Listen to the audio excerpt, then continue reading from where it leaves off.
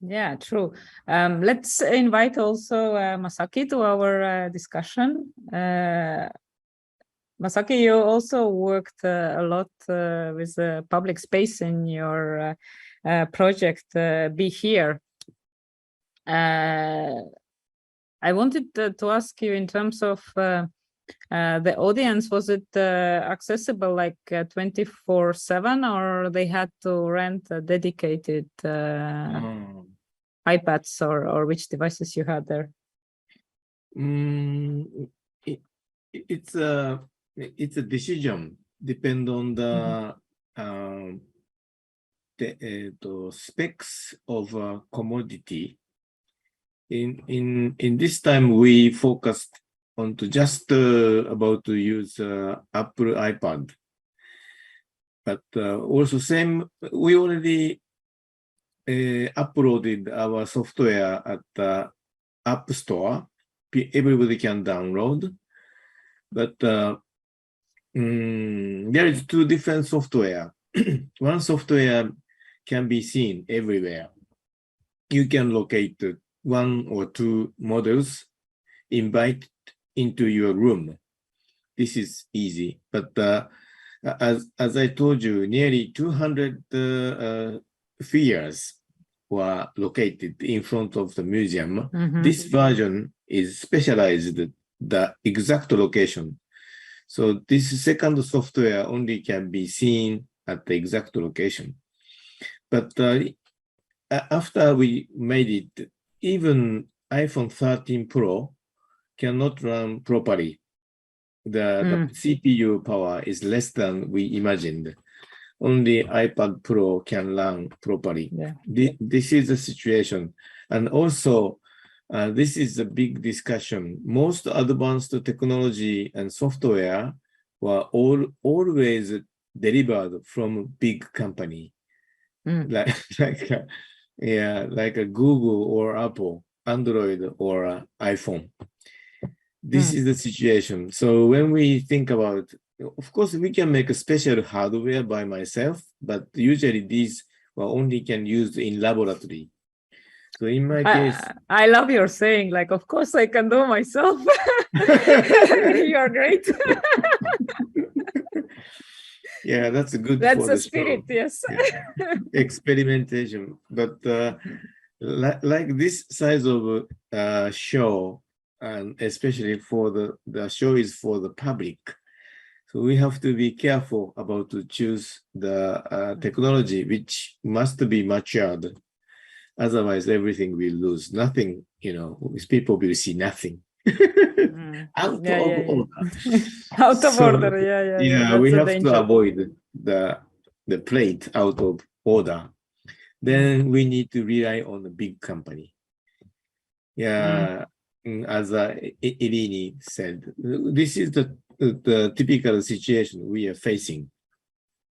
For example, one of very interesting example, when you upload the software at the App Store, you have to check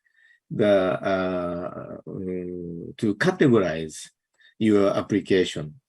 So education or business or travel and so on, but there's no categorization about art. This is the decision done by Apple. So they never think about the category of Apple. I remember when it was app bubbles back to 2011 or something. It was always complicated, the App Store. It's very controlled. But very controlled. but you had kind of unique and very responsible role in a way, like you could intervene into exact same place when this for many families sad event happened.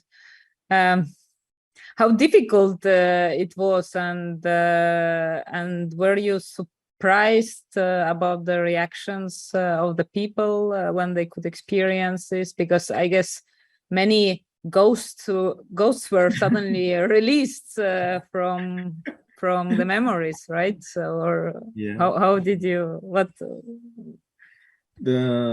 is your feedback on this? Actually, impression with digitally generated ghosts, it is quite strong. In a way, people use the term immersive, but I think this is something more than immersive, because when you see something inside the tablet, for example, some bags or some object on the street, your brain starts to memorize the location.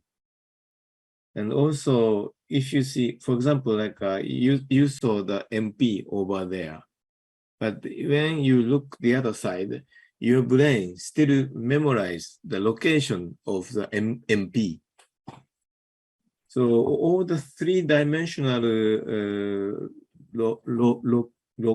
location and positions will be memorized and three-dimensionally rotated inside your brain. So then sometimes even myself understand these are not the physical object, but once you start to walk, you try to avoid to collide, not to collide the objects like bags and so on. This really happens with your body. I think AR is one way very powerful. So that means AI has some danger. Yeah. Here is actually very much related question from the audience. Photography was once a way to documentate the real world, and now many 3D engines have fine and near real world rendering and representation. Do you think photography and 3D engines can make an integration? Also, will this affect people's definition of real? Yeah, that's a topic we already discussed. Especially, I think this was a topic when Superman, or maybe second or third version of Superman, the actor claim to the production, because once the Superman ride on the ground, from there, that his role. So until the Superman is flying in the air, that's not his role. So, but the computer production continued to generate the Superman after the model ride on the ground, then he walked. Then he complained to the production. Yeah, it's a territory problem. Yeah, this is interesting. It is possible to make everything done by computer now. Yeah. Only you have to have the right device, right? Because so it's also we felt actually the same constraint with the virtual exhibition, that as soon as you put on the web, you know everything is data is heavy, all the 3D models and so on. But then you have to reduce on the minimum that people can download, and then is the access issue and so on. But here is one more question. It's for both of you. In what sense do current technology mediate societies more than cinema or photography? I think it's still in the experimental stage, but something very different from former mediums like photography and cinema is a kind of interaction. So the artists need to design not only visuals, but also how the user, interact, or how, we have to design the relationship between the content and the technology and the user. Irene, what are you? Sorry. Yeah, Irene, what are your thoughts? Yeah, I mean, I was when I did mention also before, like mediation, like in terms of technology and relationships, it was, I mean, totally what Masaki-san says makes sense. But yeah, I was thinking like in also a different way in terms of like how we have these filters now that we kind of understand the world like in different ways. It's like very much what Louise Druhl was kind of talking about in terms of like this certainty in the middle, and then the physical and virtual world on either side. And that's a lot of the things that we kind of look through and we experience are like through these, for example, like technologies, right? In terms of like search engines, etc. So even like thinking about terms that we thought in a different way in the past, like for example, like when you search about Amazon, what you get like mainly is the purchase, like is the company rather than the rainforest. So it's just like a very basic example in terms of like how all of these mediations, but also thinking like about other like like these filters in terms of algorithms that go through and kind of screen us and like quantify us and like measure us in ways that we didn't think about probably before in the same way. It was happening, of course, but in different ways. So this is like augmented right now. Yeah. So I always think about like mediation in that way. Yeah, it's kind of technology has gone under our skin, so we don't realize anymore that our behavior is heavily manipulated, and also I think this 24-hourness has more and more affected our psychological health, right? There are so much problems with anxiety and sleeplessness and so on. So it's on one sense, it enables us to imagine new futures, but on other sense, it's really causing a lot of problems. So here is also rather a comment by one audience member that the problems are so difficult and big that as an artist, he or she feels very hopelessness sometimes. Like, what can you do? So I don't know, Irini, when you are creating such shows, like, how do you feel? Like, how do you feel you can solve something, or what?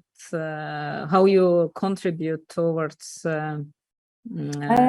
getting better, so to say, the society? So solving something maybe is a bit too big of a statement. Like I never kind of claimed or thought that, an art exhibition or like, curatorial work might be the answer or solve like a huge thing. But I always, I totally see this point in terms of hopelessness, because it has been happening and like going from one place to the other. But obviously what I see is like, I always take maybe courage or like positivity from artists that I'm working with, and that's why I'm thinking like that. Sometimes it is important. That this is why it is important for art to be embedded in other spaces, like across society, not just like be treated as a siloed world, because their artists, I feel, have loads to offer, but also to show us and like to enable us to kind of think differently. And this is something that I feel that is a positive thing in terms of in the middle of like the hopelessness and all the madness as well. So I hope that artists continue to do work and like to push for different ways. And like I'm just to go back to like Masaki-san's like amazing project that he was showing us earlier. For example, like I know that you're talking about a specific moment in time and like a very kind of like a sad event, but also this work is so powerful, and I can imagine it can relate to like things that are happening right now in terms of like displacement and in terms of like other kind of events. So it's really powerful to see work like that. And one thing that I found really quite emotional and strong, and also like disturbing it was these tags that people had on them in terms of like, Yeah. and that relates to so many other things beyond that specific event as well. Masaki, did you feel also, how did you feel when you were dealing with such a big,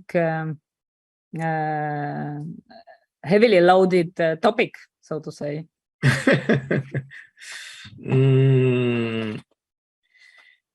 So, how can I say?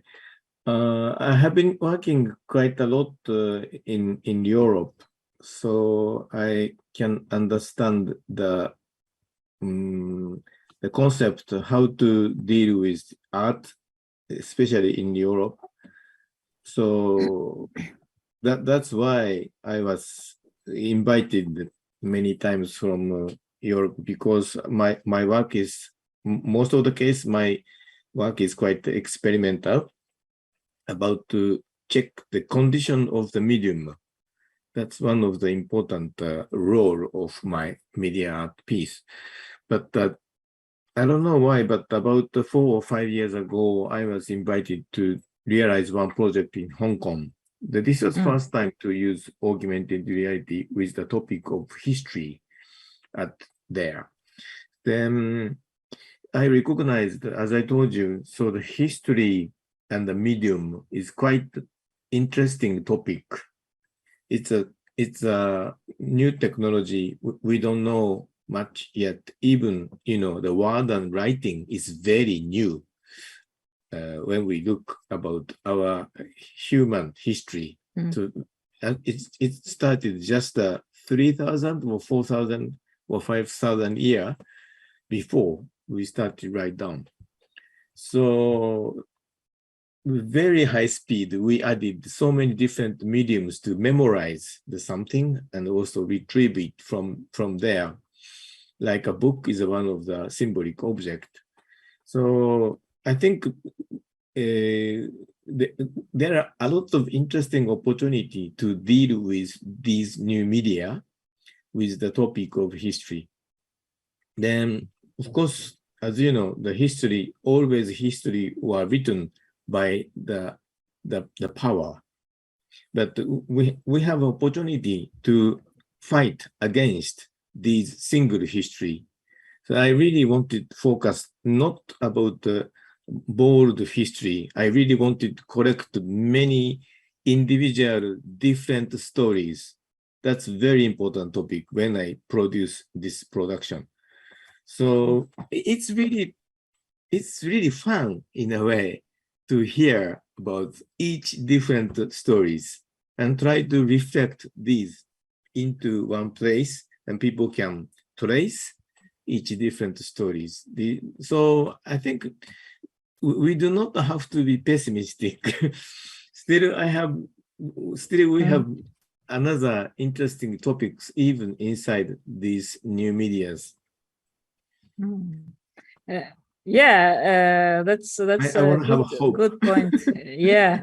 But let me stick to this kind of topic, like artists trying to change the world or save the world. Oh, that's a good word. You had interesting work, Brave New Commons on NFT art. Yeah, could you explain how you want also to change, game changer? Yeah, that's also, actually that's really a media art. So I try to attack or even conceptual. Yeah, NFT as a new media, because everybody knows that the last year the famous Beeple was sold $6 billion, $69. 69. Yeah, so it is crazy. A lot of zeros, yes. Yeah, such a rubbish. No meaningless. Just how do you say? Contract. That was just a contract. So, but because digital data can be seen only by copy. So every time we've been copying everything, then we can see the digital data. So, but NFT people say, this new token can define, this is unique, this is only one, non-fungible. No, that's just a contract of paper. It's completely same as the contract with the gallerist. So what are you doing in your project? It's also about value and price, right? Yeah. Then I really wanted to share my art piece with other people, many other people, because the copy is the only way to survive my artwork. Then I put it was 1 million yen, means 10 also many zeros. $10,000. Then I put $10,000 with a very silly, picture. Then the first guy bought it. Then the second guy can buy it with half price, and the 3 times and the 4th times. Then it's less and less and less. And actually, at the end, one of my piece was sold nearly $10 with 1,000 of people. So it was very successful. So now I have 1,000 community consists with 1,000 members. Yeah, congratulations. Irene, you have Irene, you have worked. Oh, sorry. Yeah. Tell me. Actually, I got the small prize from Ars Electronica this year. Yeah, honorary mention. I just wanted to say you are still rocking Ars Electronica after 30 years. It's still there. Still there. Irene actually have served in many juries in Ars Electronica as far as I know, so she can maybe comment even more what is kind of actual now. But I wanted to continue this NFT topic a bit, which we also had talked quite a lot yesterday about. Irene, you have worked with also some galleries in London, and I think you know the commercial scene. Like, what is your opinion on NFT art? I mean, to be honest, I have kept a little bit of a distance from NFTs. Not because, I mean, I totally support artists who go down that route, and there are many artists like Masaki's work, for example, that engage in a really interesting, critical and conceptual way with the ideas around the NFTs. I think it's been.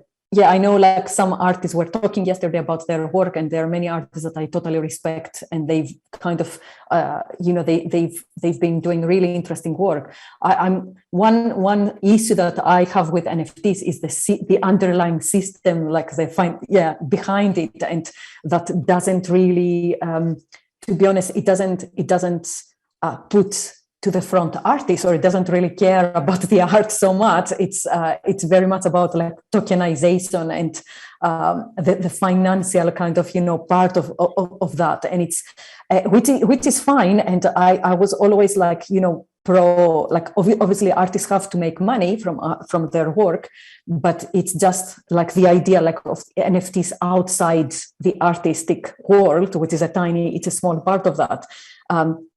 It's, if you think about it, it's very much about like, you don't make, I don't think that any artists or like any curators or like people who are in the, involved like with passionate about the art, like think, oh, let's make this because this is how much money it's going to make. I mean, you're not thinking about the money first, right?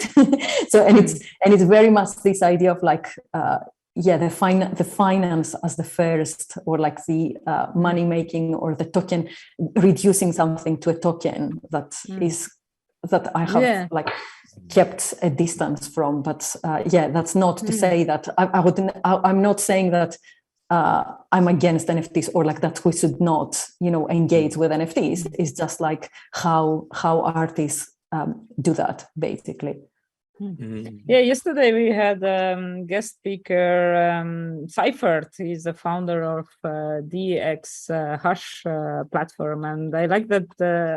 I also asked him like his opinion on this, and he actually nicely summarized, saying that NFT is just a tool, so it's not about art actually. Yeah. But let me put a bit differently the question. Do you think, and like suddenly at the same time, like what I see from fellow artists, that finally they could start making a living and sell their work, which they never did or did really little for surviving. And also NFTs brought a lot of interest and audience to the digital art field, and suddenly digital art is kind of identified with NFTs. So do you think NFTs, they are opportunity or the curse for the digital art community? I think it's a bit of a both. I mean, it is a bit of a both, like, but you know, it is true that if you Google now digital art, NFTs are coming up mainly, right? It's not, but so it is but yes, it has opened up markets as well, and it has given opportunities for artists to make money as well, and to make a living from their work, basically. So I think it's just a different, because we are talking about NFTs, we're talking about blockchains as well, and there's so much potential in terms of, like, you know, what blockchains can enable, that it's not just about, like, you know, the NFTs, for example. It could be a lot more than that, and this is what mainly I'm interested in. I don't know if Masaki has a different I welcome a lot about NFT, because I've been working with a digital medium a long time. So at the beginning, I had no opportunity to sell the digital data. Only I can make a print or record into the video.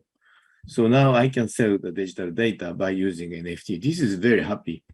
But the strategy is different from the strategy of OpenSea. It's an auction site. So we need to invent another good way to sell the digital data, because it's a kind of idea. This idea is conventional idea, came from the museums. So the public museum will collect the good art as a part of culture of the society or country. So it's a public object. But of course, we are artists willing to have an eternal life for my piece.